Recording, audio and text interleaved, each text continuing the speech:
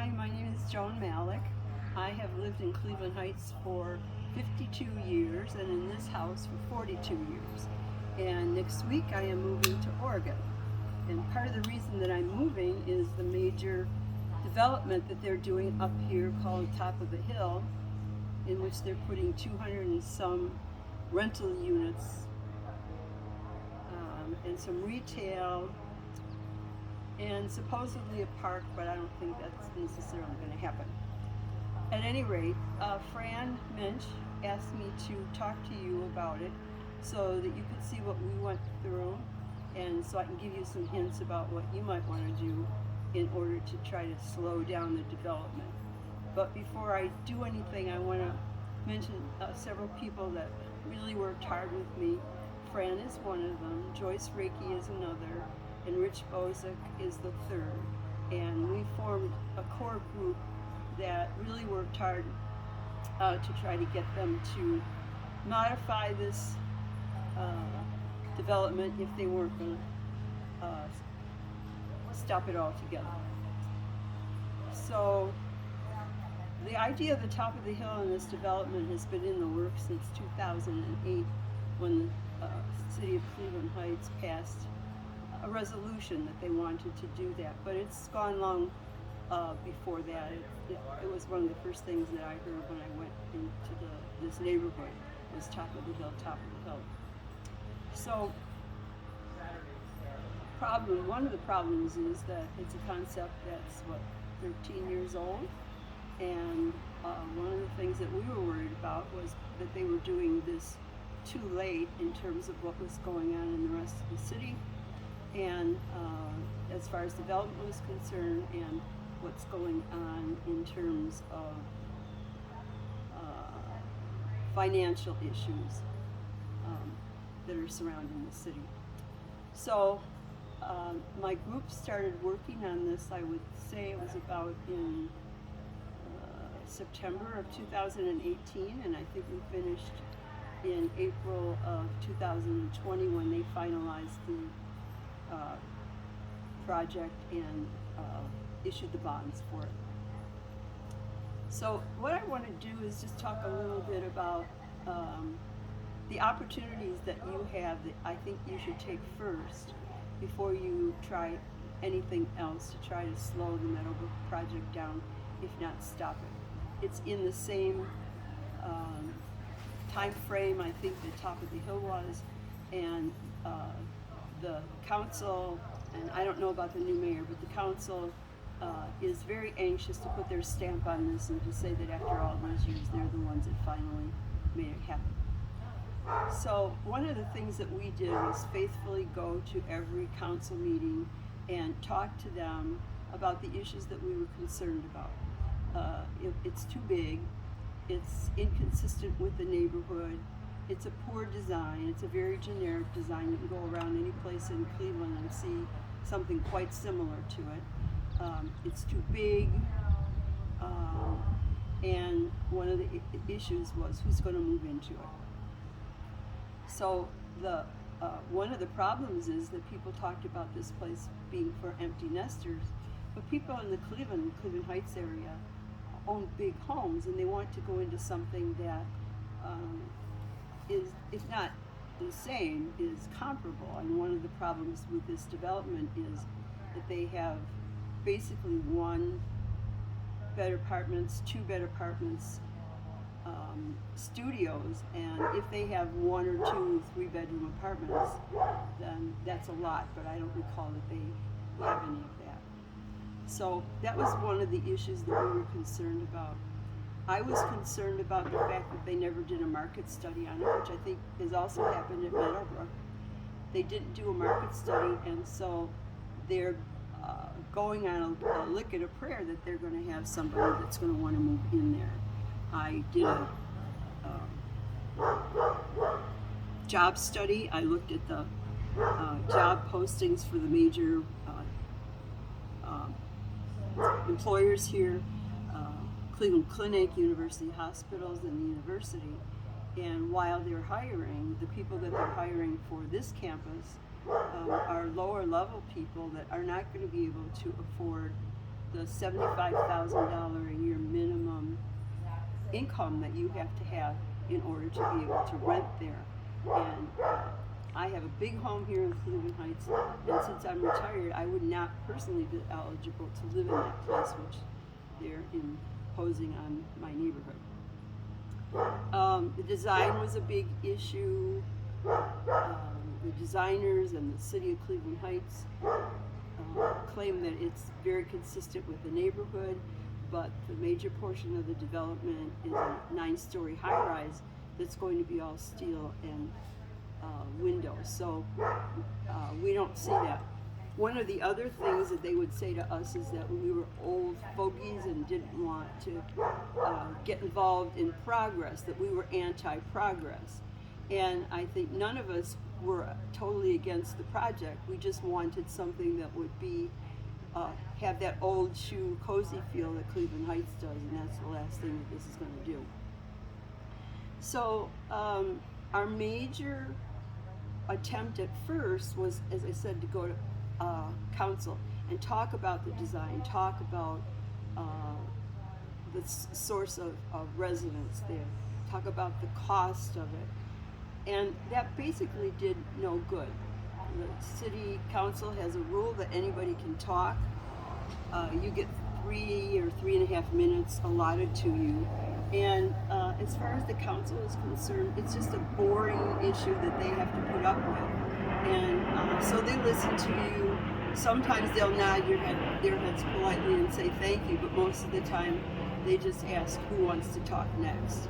So I think, like Meadowbrook, they've made up their minds that the citizens don't know what's good for them, don't want progress, don't understand what an issue this is, and so what a boon it will be for the city.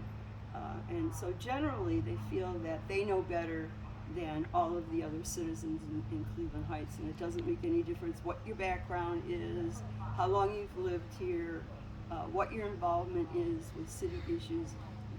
Those 6 people feel that they know better than anybody else what's going on.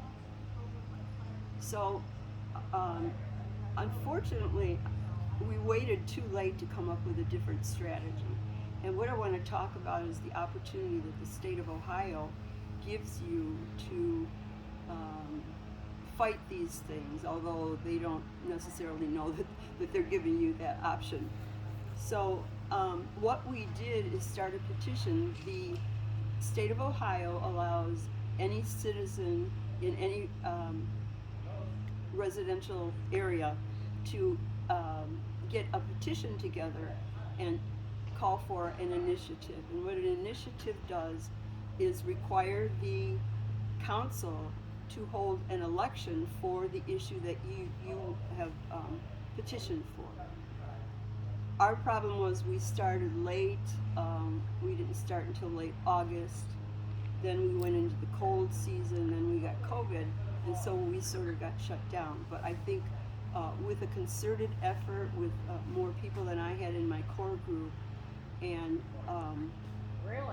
some good wording in the petition, I think that you can make headway with the council. And what that means is that you have to threaten them with legal action in order for them to listen to you and take you seriously. Now, one of the things I want to say is that taking legal action does not require you to have a lawyer and pay a lot of legal fees to do this. You can start a petition, you go down to the Board of Elections, you get the forms from them. They will give you time frames that, to get petitions, and those time frames are relative to the upcoming election. But if you don't make that election, the state regulations allow you to call for a special election. So if you get it in between regularly scheduled elections, your petition will be certified, and you can ask for a special election, which will cause the city to spend some money, which nobody wants to see done, but that may be the only threat that makes any difference to them, is to spend that money and put it on a special election. So the the issue that we decided to petition on was the fact that they did not do a market study. What they did was they consulted with the developer, who said that they manage 18,000 units throughout the country, and they went back and they studied the demographics of the people that are living in their facilities right now.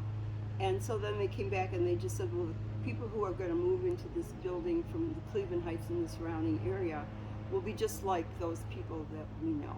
But they never did anything about with employers to see who employers are planning to bring in. They never did a survey of the citizens to see how many of them would be willing to move in there. And so this was just wishful thinking on their part. And so we felt that calling for a market study would be the best way to force them to prove that this was a necessary development.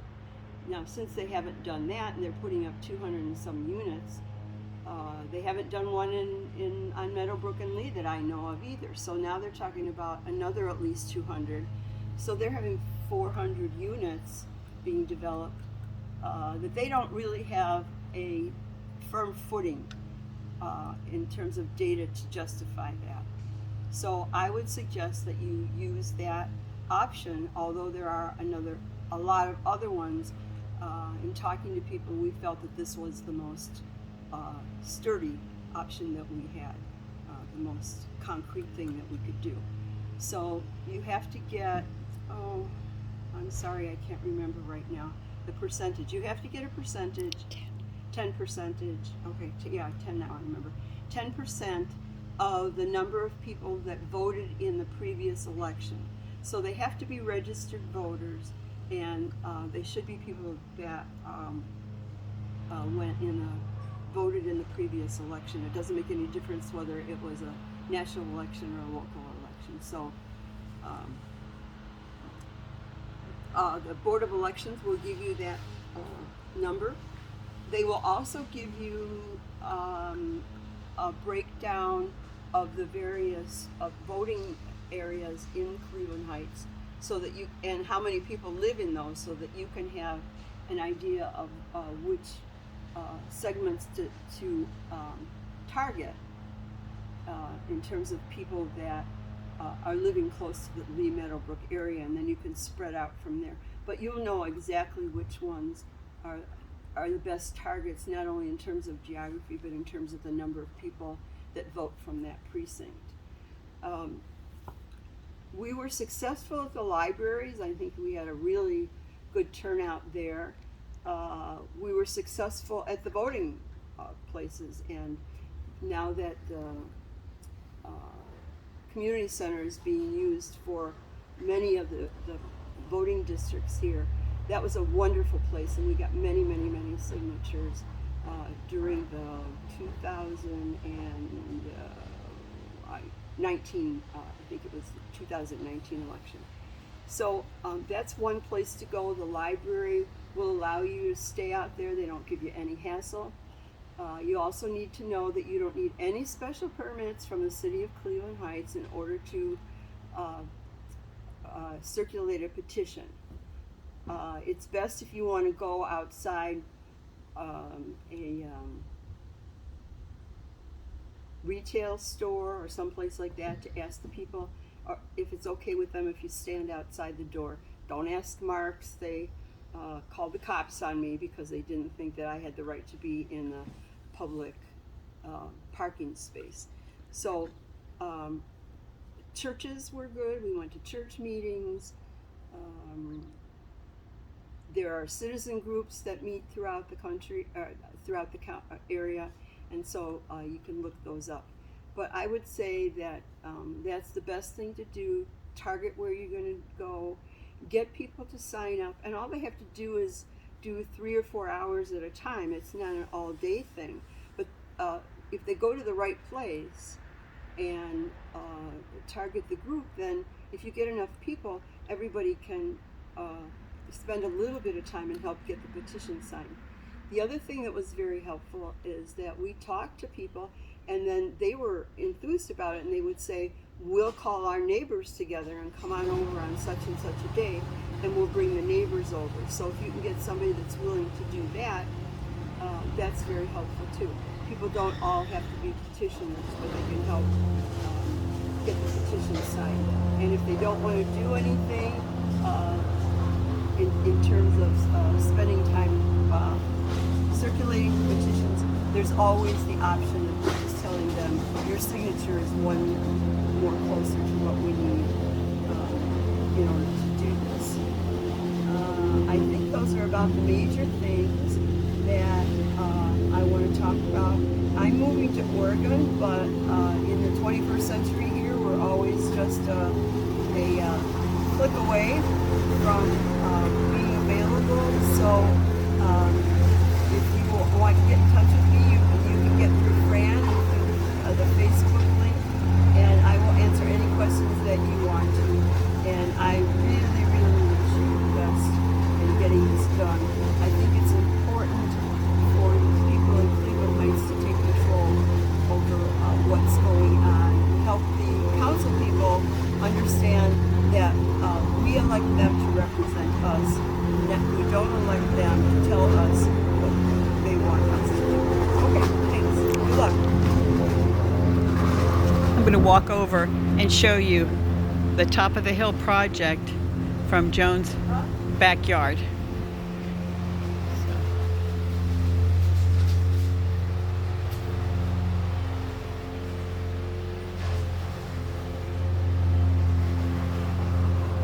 Thank you, Joan.